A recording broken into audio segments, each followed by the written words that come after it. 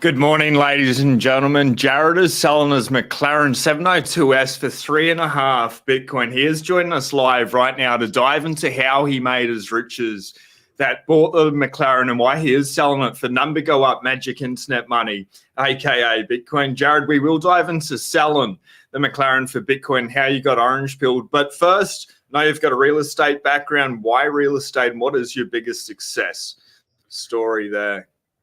Yeah, well, I never planned to be in real estate. I don't know if everybody ends up doing what they had planned that they wanted to do when they were younger, but I was homeless whenever I was a teenager, made a lot of bad decisions, started doing plumbing work, and that evolved into a plumbing company where I had saved up a good bit of money to where my banker reached out to me and he was like, "Hey, do you understand what inflation is and how all your money is just burning away in your bank account?" And I was like, "No, I don't understand any of that at all. I'm a high school dropout." So he explained that to me, everything about inflation, a lot of stuff, and really just trying to sell me some bank products, bonds, and whatnot. And when the conversation was over, he's like, "So do you want to buy these Franklin funds?" I'm like, "No, not at all, but I'd really like to go buy me some real estate." And he was like, "How did you get that from this conversation?" And I was like, "Well, with inflation and real estate going up with it." And he's like, "I'm glad you got that figured out." So I kind of went full time in real estate. I didn't drag my feet at all, and did very well in that over the past 10 years. Yep. And are you still in real estate at the moment? Are you still flipping houses or commercial real estate, or what's your strategy at the moment with the markets? Yeah, it changes every day. Right now, my big thing is I've always wanted to buy land, but I'm not a billion-dollar, trillion-dollar company. I can't just buy land that makes no money and sit on it. And that's been a big thing I've been trying to figure out for a long time, is how to buy land and make it make money, which is what's got me looking at Bitcoin mining now. But in the real estate I was going to part, say. yeah, on the real estate part is mobile homes on land. And so I've been picking up like mobile homes that are on like 2 to 5 acres and renting them out and acquiring a lot of mineral rights and land that way, and plus getting some cash flow. So that's great. But I had started out with the houses. I built up to 65 houses. That got to be a lot to manage. Switched to apartments, which made me millions. That was definitely a way to go. But that was a lot of drama. Like, people live in apartments are a little crazy. Not everybody. And made some money from that, and switched to commercial. And I love commercial. Haven't seen it in like a really, really, really bad market, but it's so much easier. That's for sure. Yep. And what do you reckon well, two questions. Number one, I want to dive into like why people in apartments are crazy, sort of some of those stories, but the market hasn't been that great. Like, they dropped interest rates to zero and they jacked them up crazy. And they still haven't really come down. So what's the game plan going forward with the real estate? Or are you starting to pivot to Bitcoin, or what's happening with your mindset? I've definitely been in Bitcoin for extremely long time. The first time I even did a Bitcoin transaction was in 2014, trying to buy some stuff off the internet, and I didn't know what it was, didn't care what it was, did the transaction, never thought about Bitcoin again. The exchange I used was so poor on the exchange rate that I knew I needed somewhere between 2 and 3 Bitcoin, and I couldn't figure it out. So I just bought 5 and gave the guy 5. So I gave away probably 3.5 Bitcoin for free. But it was $50 a coin back then. So yeah, it'd be nice to have that back. But now with real estate, the biggest thing is, no matter what anybody says, we're all just playing it by ear and winging it. Because almost everybody I know in real estate is barely making it, if they're making it at all. A lot of people, they go and they extract all this, they acquire all this debt and extract all the equity out of their real estate. And a lot of these banks only require you to have 1.25 or 1-to-1 debt to service, which means that you either don't have to profit at all as long as you're not taking a loss, or you only have to make 25% on a profit. And that can extremely dry up very quickly with the environment we have right now, which is property taxes have skyrocketed ridiculously. Insurance is going up insanely. Everybody's insurance has been going up. And then the repairs from all these things, like I'm out here in Texas, we had like negative 20-degree temperatures. That's not normal in Texas. So like everybody's houses were just like busting everywhere from all the plumbing and causing tens of thousands of dollars of damages, plus riots and things like that. So, I mean, if you're in real estate, you're just getting kicked in the teeth in every direction. And then you have the politicians out there telling all these people, your landlords are terrible people. You should pay your rent. They can't evict you and all this stuff. So it doesn't matter what people are saying.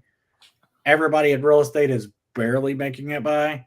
The only reason why I'm still doing so well in real estate is I got very, very interested in economics early on at the beginning of real estate. And so whenever they started printing all that money, everybody started buying real estate. And I started doing the opposite. I was like, yeah, it's taken off, but anytime something goes up, it's got to come down or at the least stall. So a lot of my friends started calling me crazy, but I started selling stuff that I could make a lot of money on, but I had what I would call like risky investments.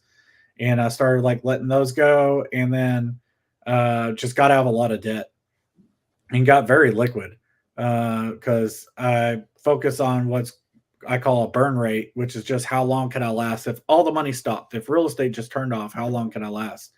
And that's something that I've been focusing on. And like I said, a lot of people told me I was dumb, and they'd have $10 million portfolios. And I'm like, how much money you keep in the bank? And they're like, 50 grand.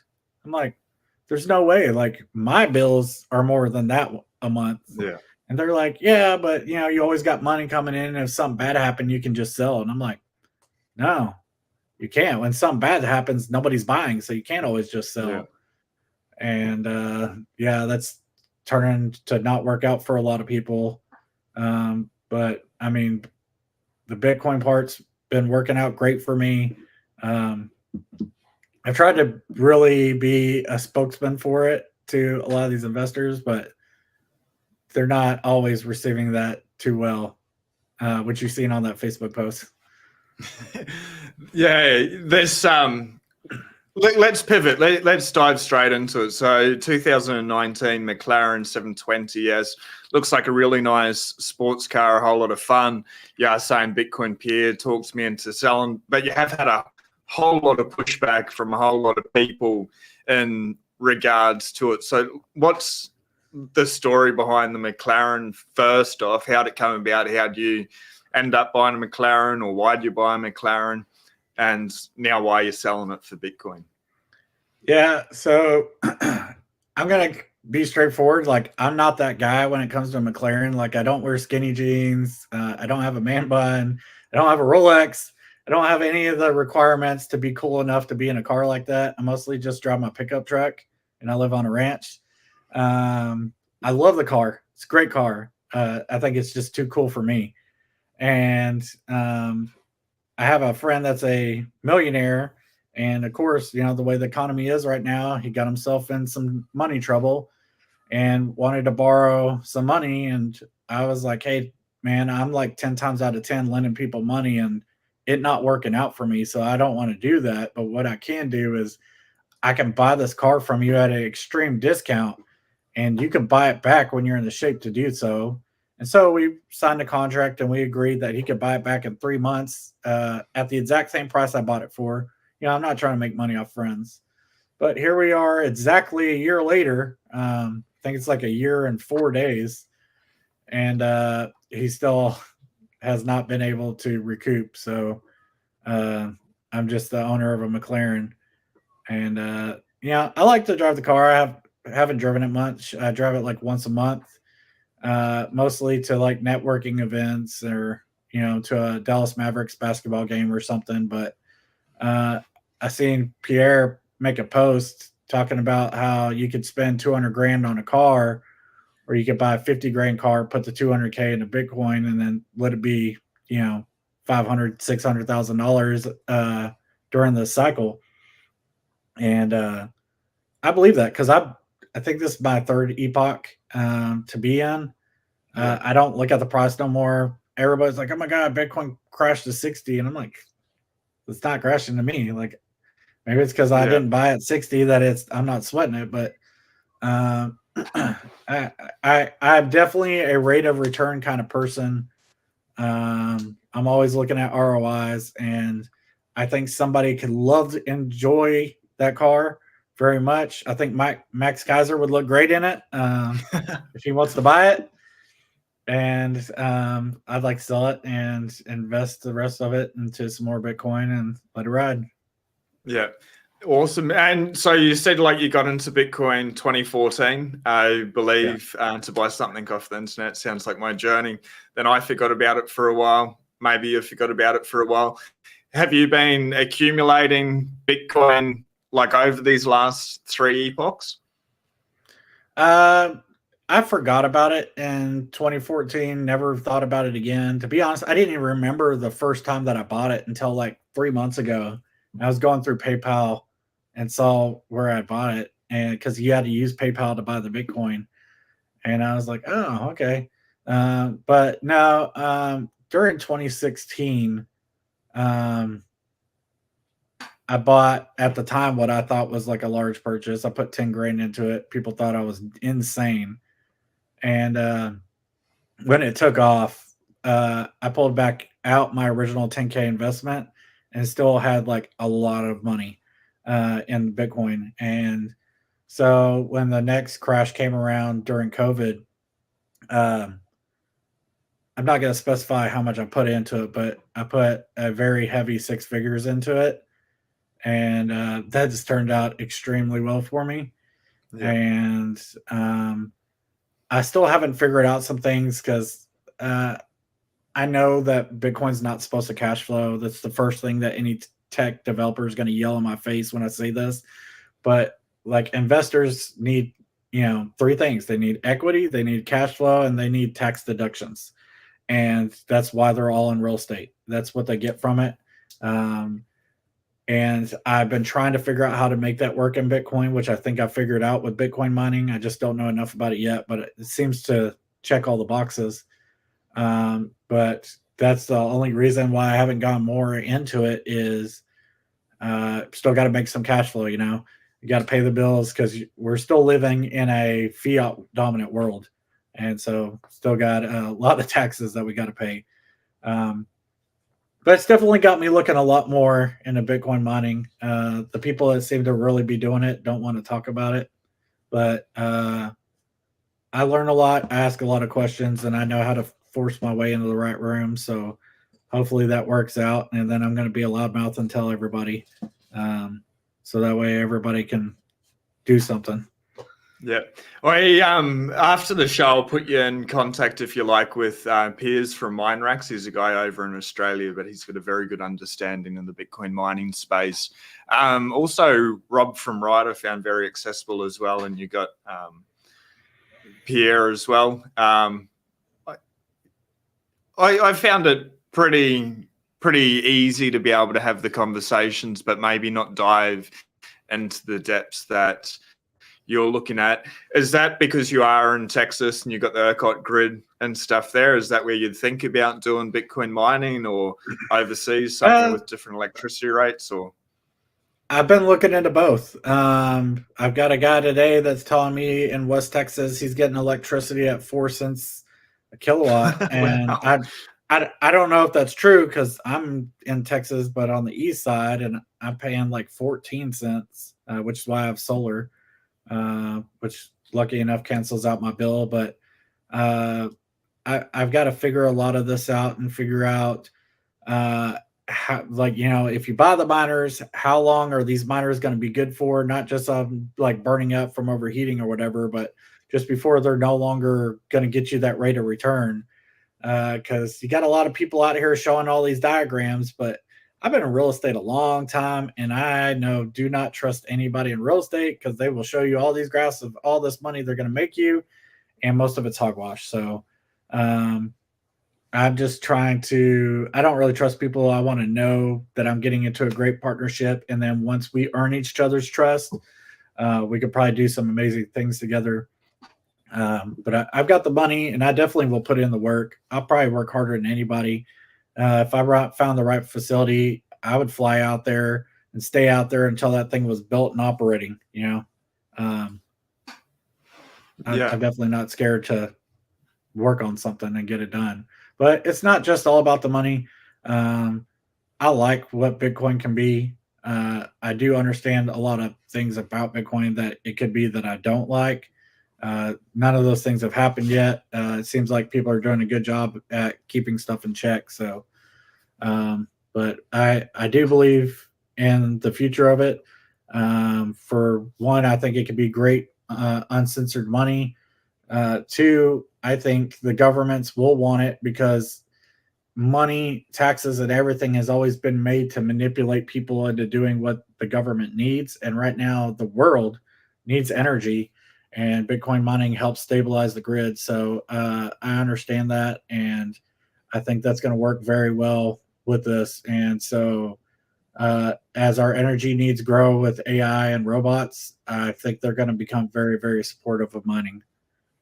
I'd agree with that, and I think we're starting to see that shift. That saw a video yesterday with one of the guys in Texas talking about how beneficial Bitcoin mining is for the ERCOT grid there.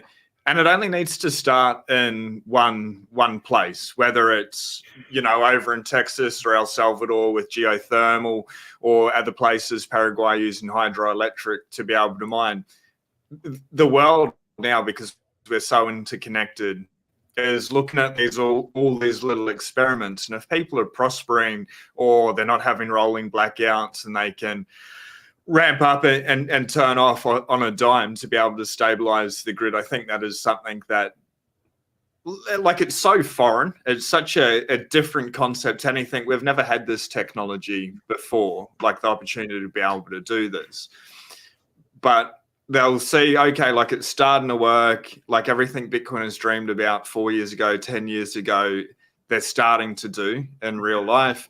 Governments will watch them, countries will watch them, be like, cool, now it's proven, now it's tested, let's bring it over. Do you see that's sort of how it's going to play out, or we're going to start seeing governments themselves conducting their own experiments for using Bitcoin mine it themselves, sort of like Donald Trump at the minute with his stories? I don't think they will. They might try, but I don't think they will, because one, it's going to be too centralized to put our grids at risk. Somebody could easily just destroy one area. A tornado could destroy one area. So they might try a few things, but I think in the end, honestly, like, I'm a conspiracy theorist, but not in the way that most people are, where like aliens show up in the middle of the night. I'm a conspiracy theorist to follow the money. And I think that once AI and robots take over, we're going to need a universal base income. Every politician, Elon Musk, everybody said that. I think Bitcoin mining could be that. And I also think that if everybody is Bitcoin mining at their own homes, it would be more stable to the grid. It would be safer for the governments, to where, like I said, one person couldn't attack one section and take it out. I also think that it could bring a lot of peace to Central and South America, where more people do like El Salvador is doing, because all the crime and murder isn't because bad people want to be bad. It's all leads to money, the drugs and everything. Yeah. But once Bitcoin mining starts becoming more profitable than drugs, I think it's going to stop a lot of that, and also give governments a lot more of a reason to try to clean house. And I think it can do a lot of good things. Yeah, I 100% agree. That means, fix the money, fix the world with hard money. I think, like, individually you experience it, and then you see places like El Salvador experiencing it, and they're obviously still early days, but it gets better. And I'm just made up of people. I'm probably a conspiracy theorist aligned with your view, follow the money with everything. But if it's hard money and it's beneficial, they're still going to want it. They don't want to miss out in whatever way. They don't want to lose their control, their power. So anything they can do to be able to get behind it. Obviously, we're seeing the Trump camp as well. Probably started off with Vivek Ramaswamy diving in there, whispering in Trump's ear, hey, you need to jump onto this Bitcoin thing. And now Biden's party is paying attention to it. Hey, we need to change that tune. Do you, like, obviously I'm here down under, mate. Like I'm on the other side of the world, but is that how you feel like it's playing out now? Like obviously we had Elizabeth Warren with Operation Choke Point 2.0. Feels like they're sort of moving away, stepping away from that narrative. And I feel like a lot of that's come from Trump. That's sort of gone totally quiet. I think, to be honest, and nobody in the world will agree with me, I think that they've always wanted this. I mean, the FBI and CIA have known about Bitcoin since almost the beginning. They've had plenty of time to look into it. They've had plenty of time to try to snuff it out back when it was weaker. I think they do want it. I think they do know the things that it can cause. I do know a lot of times the U.S. government is really good at creating problems that will lead to the solution that they want. And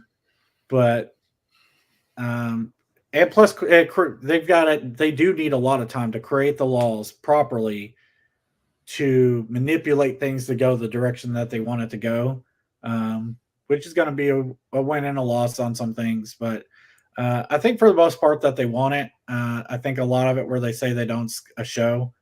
I think it will be a very disastrous road as the dollar declines and they purposely push people into Bitcoin, which is why I think they're purposely hyperinflating the dollar. I don't think that these people have just all of a sudden become that stupid. There's just no way.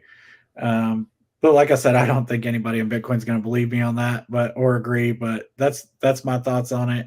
But I will be at the Bitcoin conference in Nashville next month. Vivek and Kennedy, and now I'm hearing Trump and a lot of the right people, and everybody's going to be there. I'm definitely going to ask a lot of the hard questions, the stuff that people don't ask, because a lot of people just get so excited about the money part that they forget to question things. And so I'm going to do that very respectfully and, see what I find out. Yep. A couple of times you've sort of alluded to, like, don't trust, verify with whether it's human relationships. If you go into a partnership with someone, it'll take him a long time to earn your trust. And once that trust is gained, you can go forth and go into business.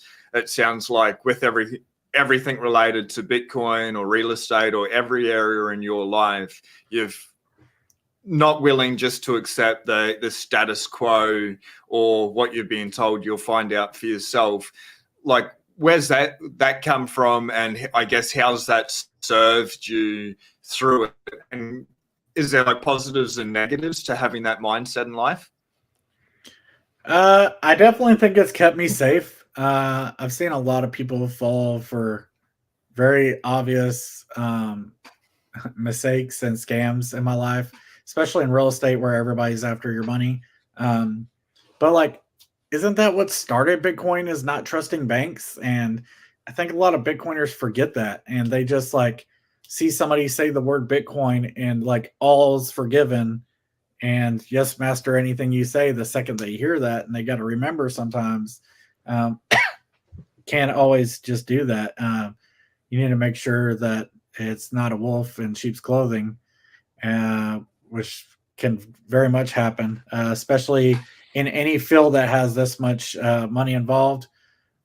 So I see a lot of people preaching Bitcoin, and like people that are even developers get very upset if I ask a question that questions anything, and I'm being respectful about it. I even said the other day about ocean mining, like I respect Jack. I have a lot of respect for Luke Dash.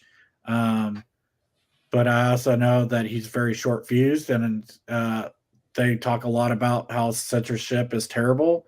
But ocean mining was created specifically to censor, which they call filter, but filtering is censoring, filtering spam. And when I was like, well, you know, how do you not censor if you're filtering spam? And I mean, I got murdered by like everybody. They're like, that's not censorship. And I'm like, well, it is. They're like, well, they have the right to do what they want. I'm like, I didn't say they don't. I actually didn't even say that they shouldn't.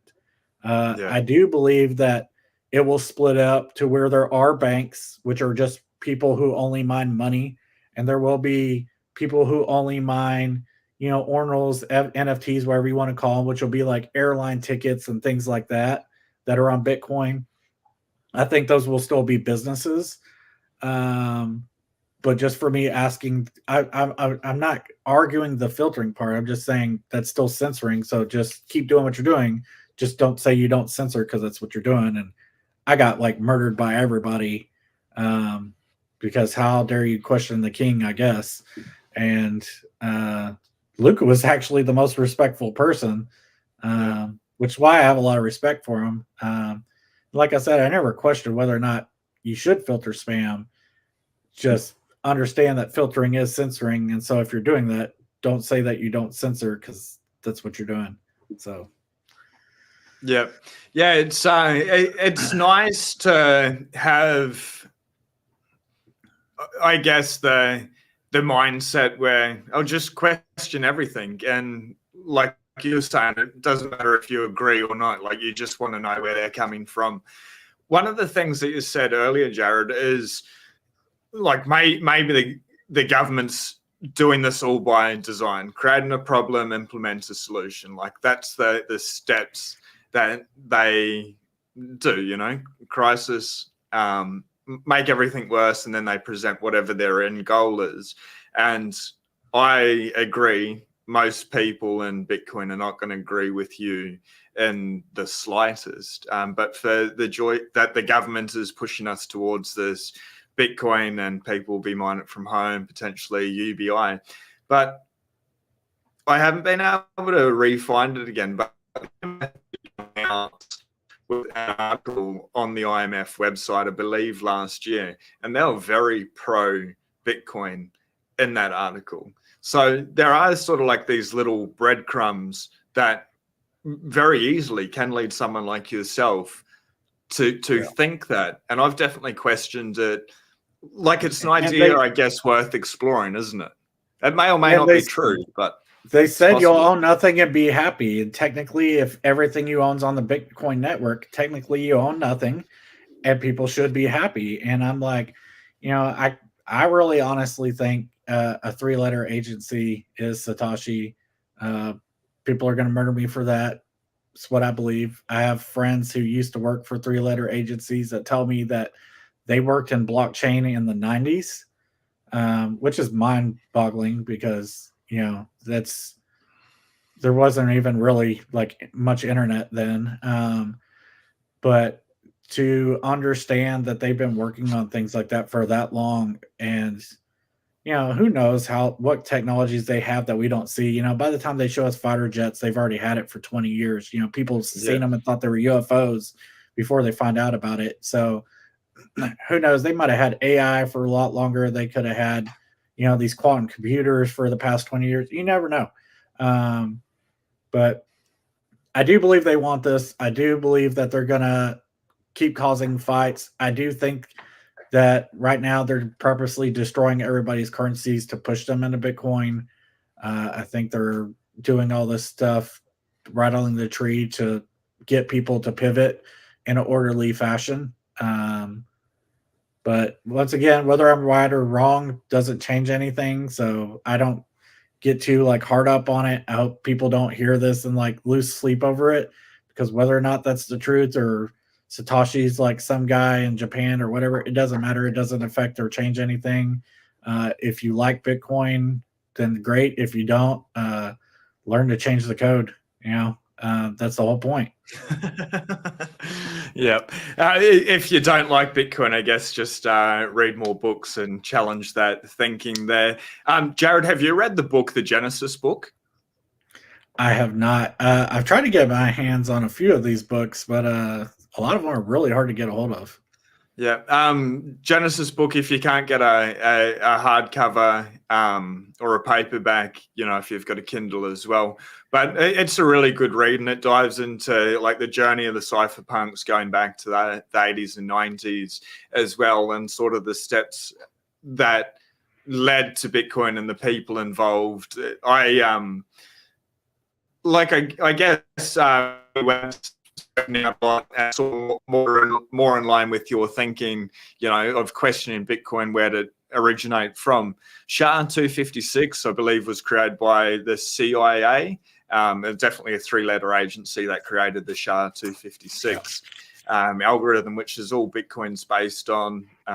My belief personally is the cypherpunks, the libertarian type crypto anarchists, saw those things, the technology, they're deep in the space, and just pulled the things that worked and pulled them together. And, the Genesis book, I think, is a good one for yourself and for everyone on that.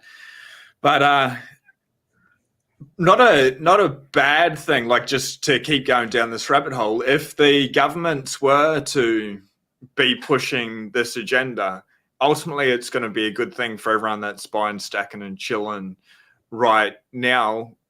What's your mind frame? Obviously, you got Bitcoin a lot cheaper. You're selling a car for Bitcoin now.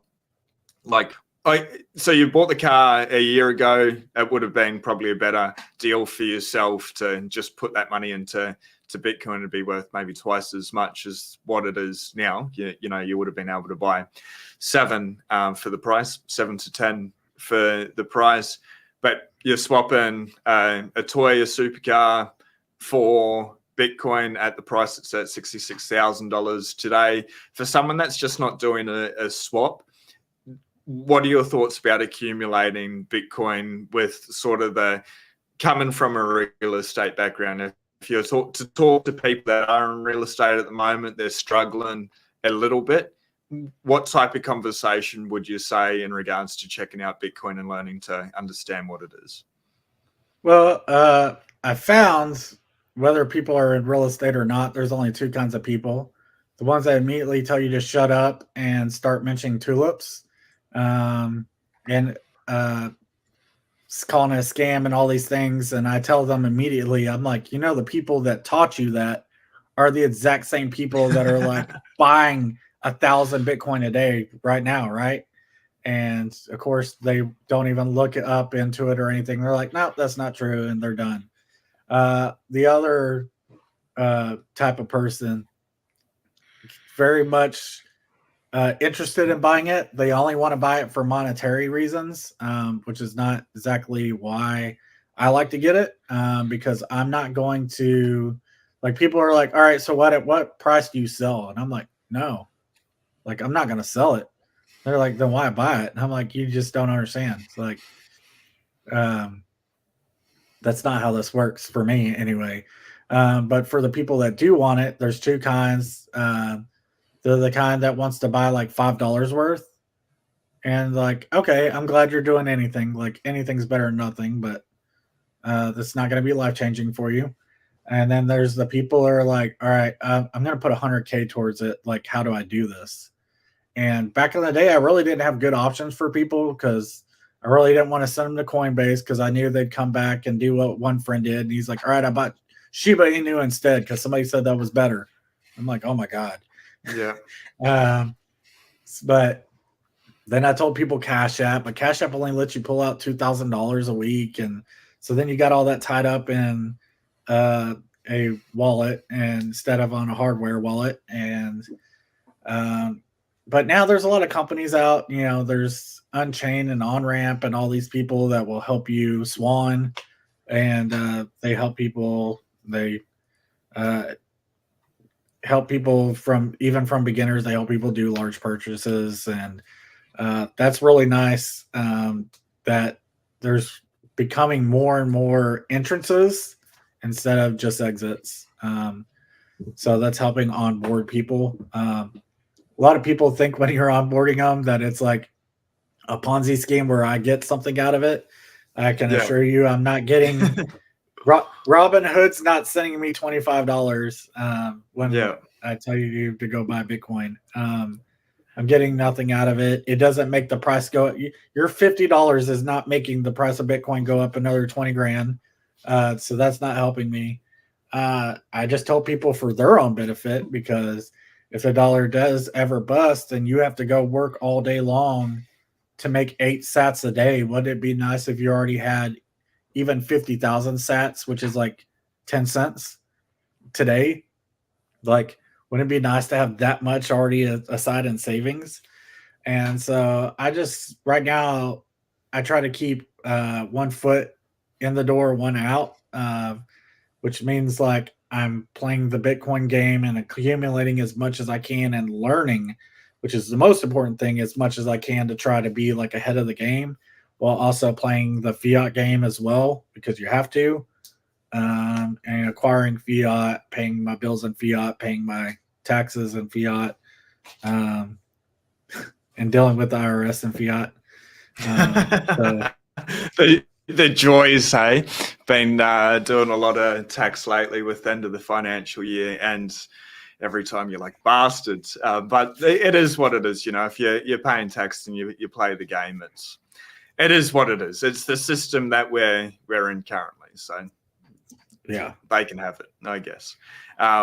I never need to pay tax on Bitcoin because I don't sell Bitcoin. And I guess that's the message of the show. I also get that pushback as well. Like when you're onboarding people, they think that there's something in there for you. And you're like, there's literally not. And they sort of like double take. They're like, why are you doing this? And for me, I want to be around people that have more time, that can go out. Like the water's dead flat.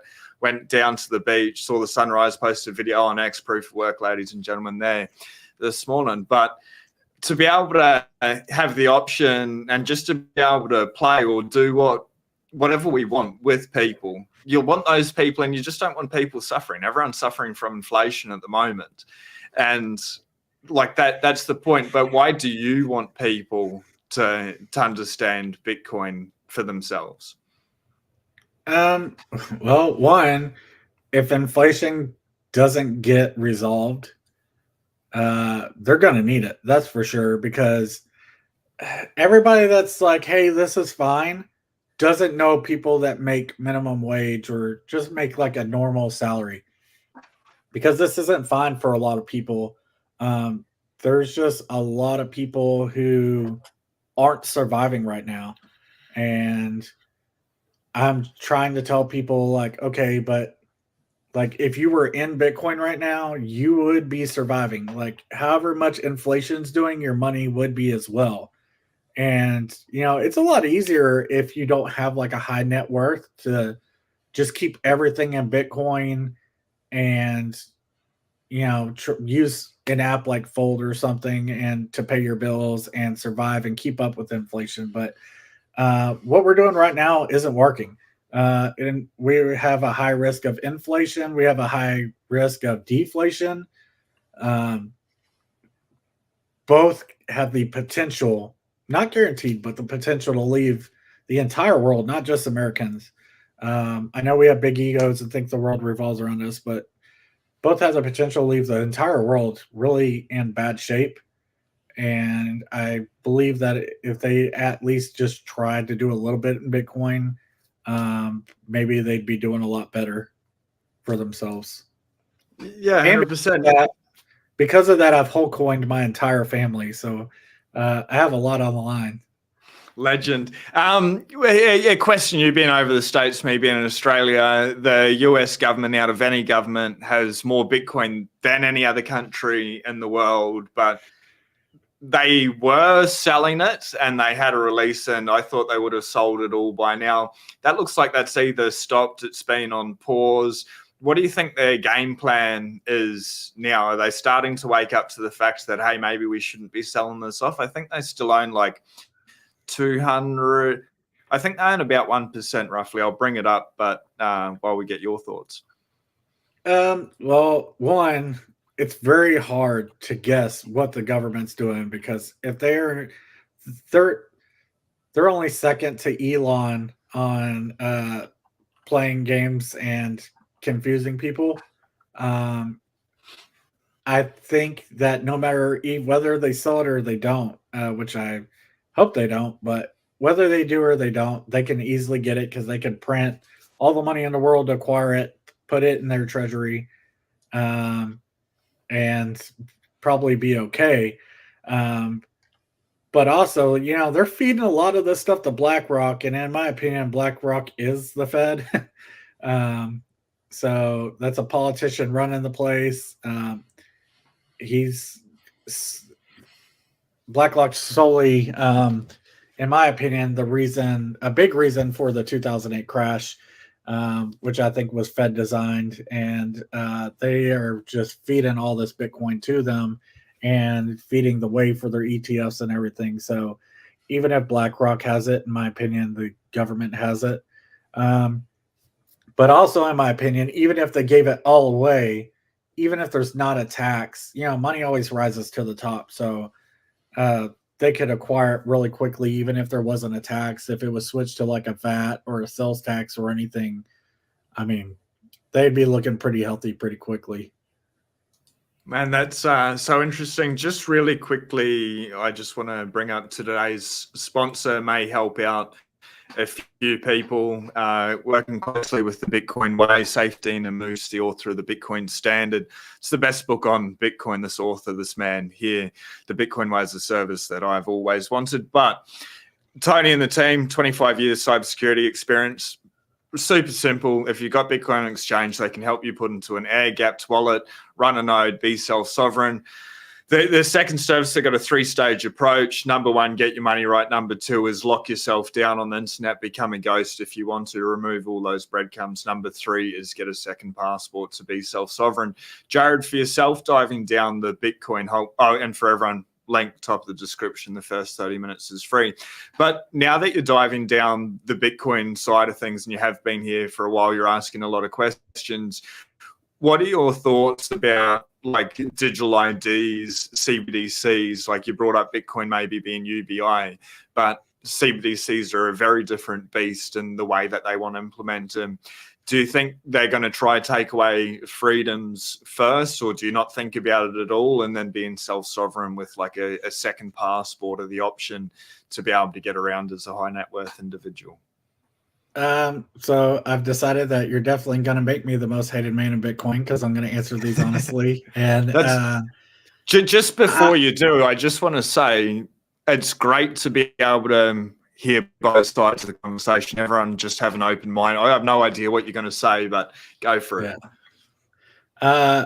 One, I'm not against digital IDs. There's a lot of times where I want to know who I'm talking to, especially like on the internet, social media, and somebody wants to buy something from me. And I don't know about you, I get like 1,000 spam messages a day. Sometimes people want to buy stuff. Sometimes people want me to send them money. Sometimes, whatever. And there's times where I want to know who I'm dealing with. I could understand that sometimes the airport, the government wants to know that too. I know a lot of Bitcoiners are like 100% against that. But there's reasons why we have that stuff, but there's also abuse of it. And it's not IDs that's the problem, it's the abuse of it. And the point of Bitcoin is to find ways to stop that abuse, right? So I'm not against the IDs, I'm against the abuse of it, which I'm going to leave that up to the developers to try to prevent people from being able to abuse those things. What was CBDCs? I don't think it's real.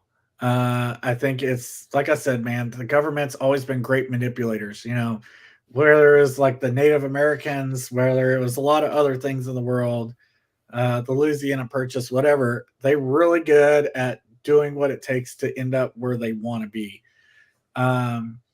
Will they come out with CBDCs? Maybe. I don't know. Doesn't matter if they do or they don't. But if I were a 3-letter agency and I want people to be in Bitcoin, here's how I would do it. One, I would create the beginning part because they're the only people smart enough to be able to do all the math and come up with that. But then two, the only way to stop people from rejecting it is if they build it themselves. So I would send it to developers by making a lot of movies in the 90s about cypherpunks, which there was. And I don't know if three ledger agencies and the Pentagon are huge sponsors of studios, and you can go look it up. You can easily Google it. They dump millions and millions of dollars to Hollywood to be able to have certain things in movies and certain things not in movies. Yeah. If you remember right, in the 90s, there was a lot of cypherpunk movies that came out that taught our generation to learn to get into coding and be all about it. In the 2000s, at the exact same time, you had the Matrix movies, Truman Show, and all this stuff teaching us and brainwashing us not to believe the world and not to accept the world as it is, which would be a pretty good propaganda mind play to make people start rejecting the way things are. And then you start crumbling everything with the 2000 crash, 2008 crash, and now COVID. So that's exactly how I would do it. And then I would make a CBDC, which is the alternative, and I would make it so terrible that even if you didn't want to be in Bitcoin, you would do it because it's the better of the two evils. Maybe that's got some people thinking, like I said, that doesn't make them the bad guy. The tech guys are still in control. There's a lot of great things that I see in Bitcoin. I could see it go in bad ways, but hopefully a lot of people just keep asking questions and don't just bow down every time they hear the word Bitcoin. Yeah, mate, that's so interesting. I guess that, like, say that was reality, and hypothetically that was the way that this has been designed. I can very easily understand your thesis behind it, your reasoning. Like, it makes sense. And on the show, I had a video with Bram. People, if you haven't already, hit subscribe before you vibe and check out the video I did with Bram. And we're just diving into a conversation like this, just exploring the thoughts, questioning, because I have made up my mind. Bitcoin's number go up technology. It's the best inflation hedge. It's freedom. It allows you to be self-sovereign. All those things aside, but I want to question if something's possible. It may not be probable. So what we dove into was BlackRock. They're accumulating all this Bitcoin. There's a possibility that they wrote into their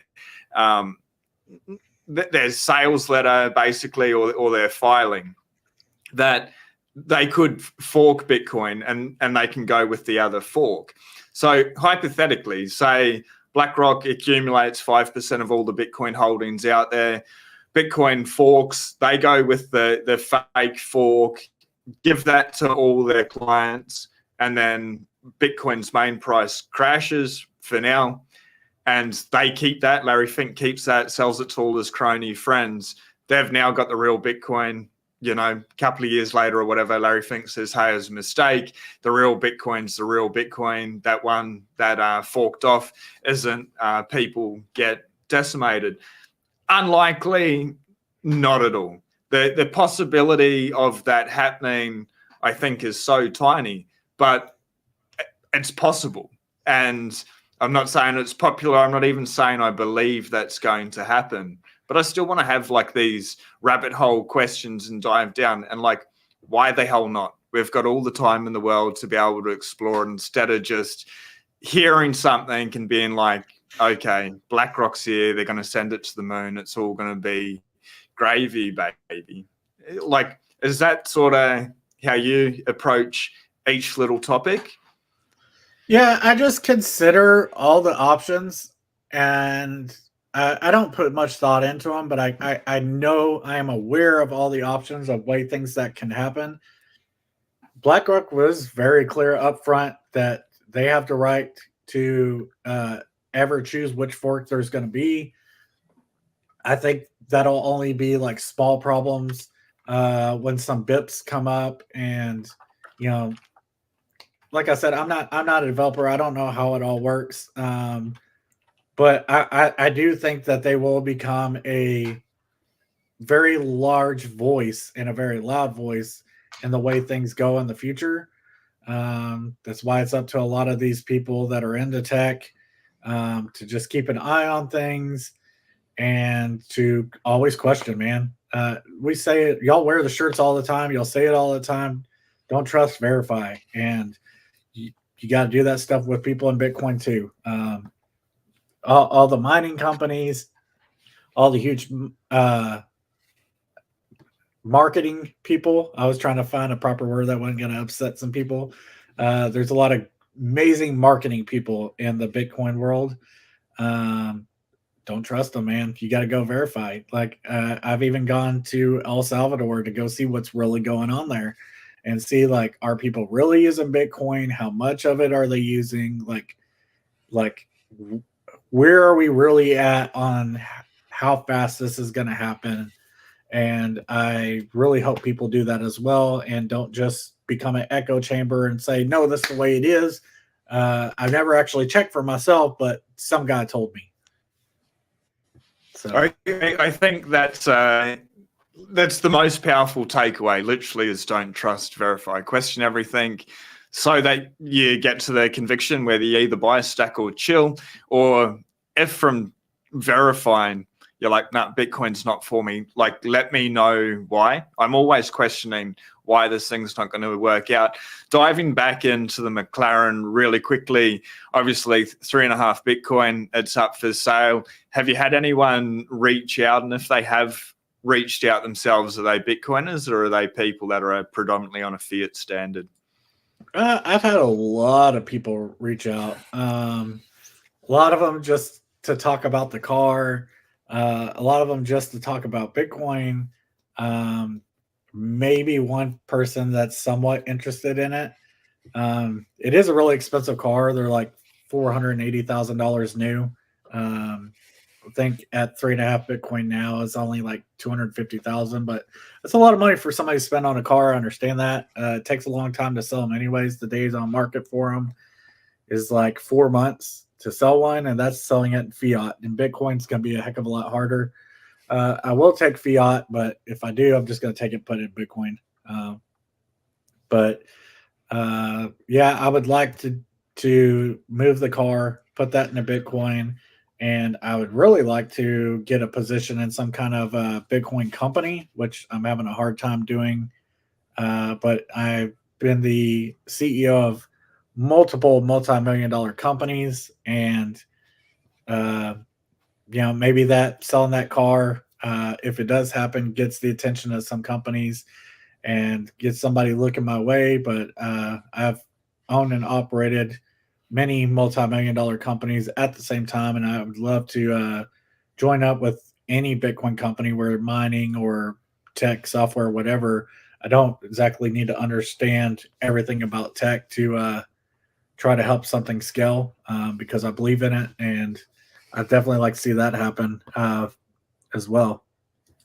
Yep. And that's obviously with the big companies why you hire experts as well and outsource the CEOs there as the leader.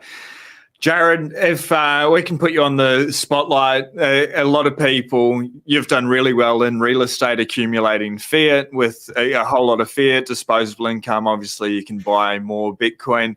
But as someone that's grown up and learned some very tough lessons, what message would you send to people that either stuck where they are currently and maybe they're a wage slave, they're not able to get ahead and they're starting to dive into Bitcoin a little bit, but they're only buying little bits at a time?